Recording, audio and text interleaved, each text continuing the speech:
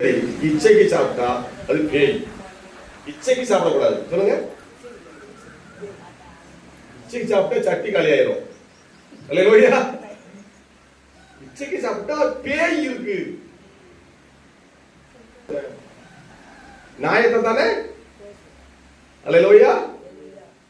கடைசியில் ஒன்னு அடிவாங்க வச்சிடும், பிரச்சனை உண்டாக்கிறோம். நான் நியாயம் தானே பேசுனேன், உனக்கு நியாயமா தான் தெரியும். அங்கதான் பேய் இருக்கு. நியாயம் தானே பேசுறேன், பேசுமா பிசாசு உனக்குள்ள இருந்து. நான் சரியா தானே பேசுறேன். அல்லேலூயா. அங்க பிரச்சனை உண்டாகும், அங்க சபை உடையும், அங்க குடும்பம் உடையும். அல்லேலூயா. வேலையிலிருந்து வெளியே துரத்தப்படுவேன், நண்பர் கூட்டம் உடையும், ஃப்ரெண்ட்ஷிப் எல்லாம் உடையும். நியாயம் தானே நான் பேசுனேன். அங்கேயும் ஒரு பேய் இருக்கு, பேசாம. அல்லேலூயா. நீ பெரிய நியாயாதிபதியா? நியாயத்தை நீ பேசுறதுக்கு பிசாசே வாய மூடு. அல்லேலூயா.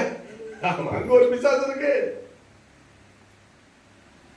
அல்லேலூயா.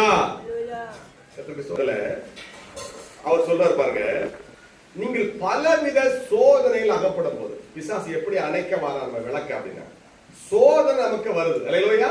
பலவித சோதனை வருது. நண்பர் மூலமா, கணவன் மூலமா, மனைவி மூலமா, வேலை ஸ்தலத்துல எப்படியாவது பிசாசு பல சோதனை வருது.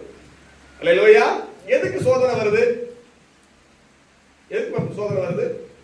உங்க விசுவாசத்துக்கு தான் சோதனை வருது. சொல்லுங்க.